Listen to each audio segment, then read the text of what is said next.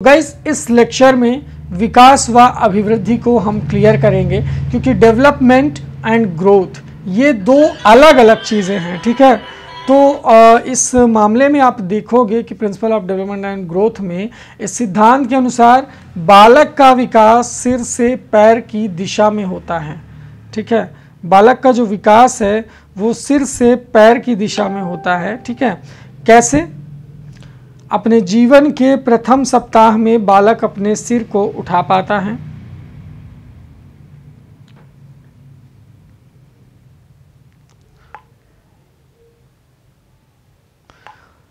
विकास की जो दिशा का सिद्धांत, इसमें जीवन के प्रथम सप्ताह में यानी पहले सप्ताह में बालक केवल अपने सिर को उठा पाता है। 3 माह में वो अपने नेत्रों की गति पर नियंत्रण करना सीख जाता है। 6 महीने में वह अपने हाथों की गतियों पर अधिकार कर लेता है। 8 महीने में वे सहारा लेकर के बैठने लगता है। 10 महीने में वे स्वयं बैठने और घिसट कर चलने लगता है। 1 वर्ष का हो जाने पर उसे अपने पैरों पर नियंत्रण हो जाता है और वो खड़ा होने लगता है। इस प्रकार जो शिशु अपने जन्म के प्रथम सप्ताह में केवल अपने सिर को उठा पाता था, वो 1 वर्ष बाद खड़ा होने और 18 महीने बाद चलने लगता है। ठीक है, तो विकास और अभिवृद्धि में ये डिफरेंस जो है आपको मिलेगा इस सिद्धांत के अनुसार आपको। ठीक है, ये चीज़ आप याद रखिए कि 3 माह में बालक पहले सप्ताह में अपने सिर पर नियंत्रण करना सीख जाता है। ठीक है, 3 महीनों में अपने नेत्रों की गति से किस तरफ देखना है, ऊपर नीचे दाएं बाएं, ठीक है, उस पर नियंत्रण करना सीखता है। 6 महीने में अपने हाथों की गतियों पर अधिकार कर लेता है, हाथ हिलाना डुलाना, ताली बजाना। इसके बाद वो सहारा लेकर के बैठने लगता है। 10 महीने में वो स्वयं बैठकर और घिसट कर चलने लगता है और 1 वर्ष का हो जाने पर उसे अपने पैरों पर नियंत्रण हो जाता है और खड़ा होकर के वो चलने लगता है। इस प्रकार जो शिशु अपने जन्म के प्रथम सप्ताह में केवल सिर को उठा पाता था, 1 साल बाद खड़ा होकर और 18 महीने के बाद वो प्रॉपर रूप से चलने लगता है। तो ये है विकास की दिशा का सिद्धांत। आप इसमें देखोगे कि जो विकास है वो एक निश्चित दिशा में होता है, प्रॉपर डायरेक्शन में होता है। ठीक है, तो ये चीज़ एकदम मतलब आपको क्लियर हो जाएगी। और इसके बाद आप 5वां पॉइंट, चलिए मैं आपको दिखाता हूँ 5वां पॉइंट क्या है। विकास और अभिवृद्धि में 4था पॉइंट था, अब बात करेंगे 5वां, एकीकरण का सिद्धांत। क्या है एकीकरण? Principle of integration. ठीक है, निरंतरता का विकास वगैरह तो आपने पिछले वीडियो में ही पढ़ लिया था। एकीकरण के सिद्धांत के अनुसार बालक पहले संपूर्ण अंग को, फिर अंग के भागों को चलाना सीखता है।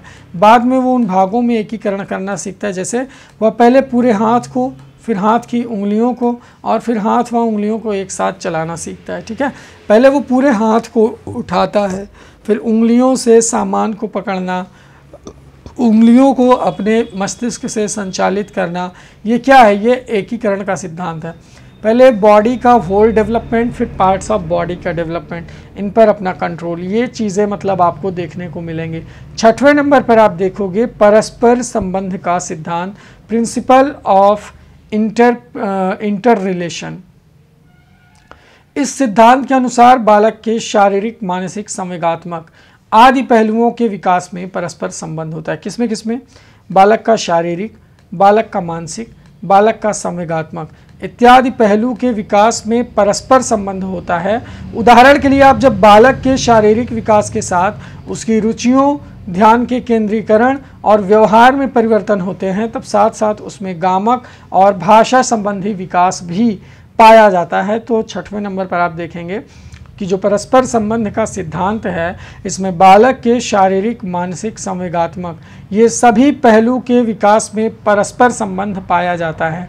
जब बालक के शारीरिक विकास के साथ साथ उसकी रुचियां यानी इंटरेस्ट, उसका ध्यान का केंद्रीकरण और उसका व्यवहार में परिवर्तन होता है, तो उसमें गामक और भाषा संबंधी विकास भी होता है। ठीक है, तो 6वां पॉइंट यार यही था। अब 7वें पॉइंट की तरफ आते हैं।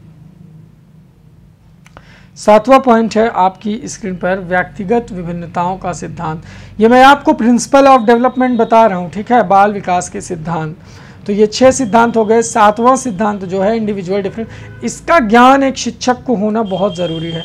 जब तक एक शिक्षक को व्यक्तिक विभिन्नताओं का ज्ञान नहीं होता है तब तक वो छात्रों को उनकी आवश्यकताओं के अनुसार शिक्षण विधियों का इस्तेमाल नहीं कर पाता, क्योंकि हर छात्र के अंदर आपको इंडिविजुअल डिफरेंस देखने को मिलेगा। प्रिंसिपल ऑफ इंडिविजुअल डिफरेंसेस, इसमें प्रत्येक बालक और बालिका के विकास में अपना स्वयं का स्वरूप होता है, खुद का स्वरूप होता है, और इस स्वरूप में व्यक्तिक विभिन्नताएं पाई जाती हैं। एक ही आयु के दो बालकों और दो बालिकाओं या एक बालक और एक बालिका के शारीरिक, मानसिक, सामाजिक आदि विकास में व्यक्तिक विभिन्नताओं की उपस्थिति स्पष्ट रूप से दृष्टिगोचर होती है। तो 7वें नंबर पर गाइस आप देखोगे कि जो प्रत्येक बालक और बालिका है, इनका विकास का अपना स्वयं का स्वरूप होता है। इस स्वरूप में व्यक्तिक विभिन्नता पाई जाती है, इंडिविजुअल डिफरेंसेस पाए जाते हैं।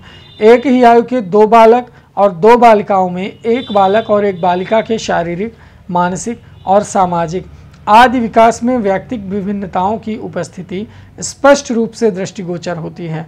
तो यहाँ पर 7वां आपका ये सही होगा, समान प्रतिमान का सिद्धांत। क्वेश्चन नंबर 8 में आप देखोगे, क्वेश्चन नंबर 8 कह रहा हूँ, यहाँ पर आप 8वां पॉइंट देखोगे, प्रिंसिपल ऑफ यूनिफॉर्म पैटर्न।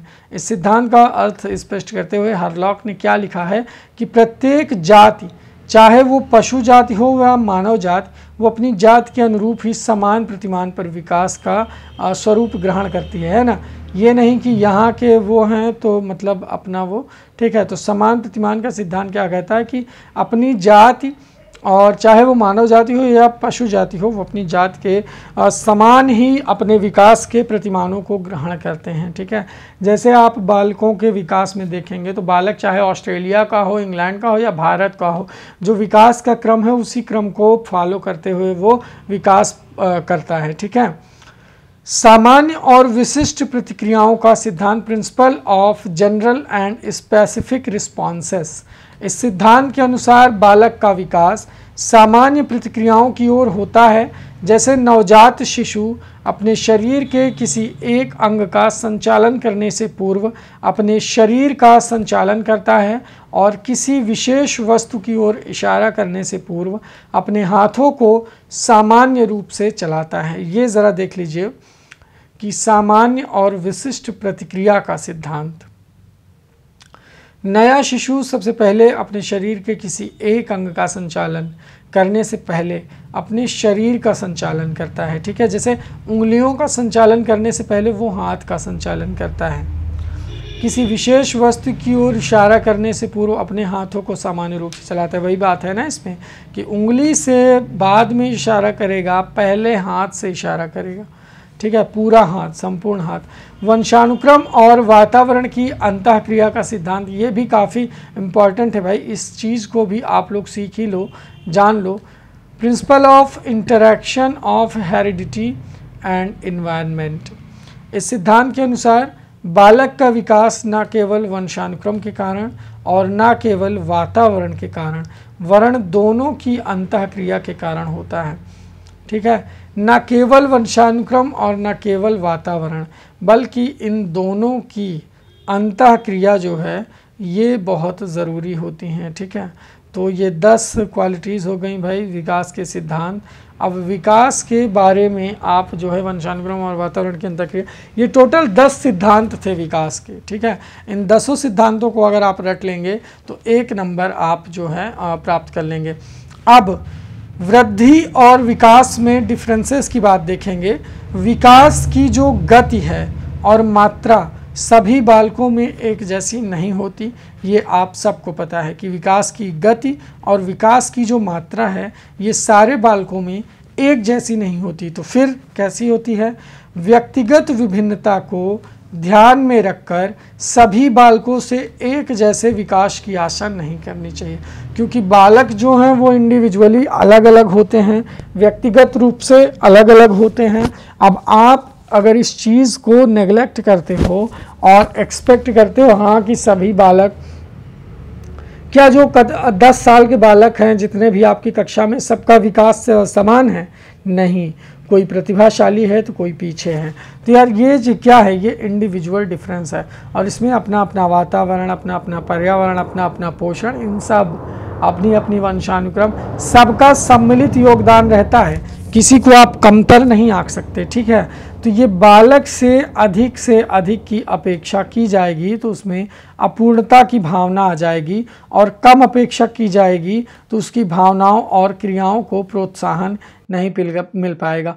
मान लीजिए कोई बालक है वो मंदबुद्धि है, ठीक है, कोई बालक है वो तीव्र बुद्धि है। अब दोनों से आप सेम एक्सपेक्टेशन कर रहे हो। सेम एक्सपेक्टेशन करने का मतलब क्या है? सेम एक्सपेक्टेशन करने का मतलब ये है कि आप जो है, कट गया कनेक्शन, ये साला यार बड़ा गलत होता। रुको कनेक्ट कर ले।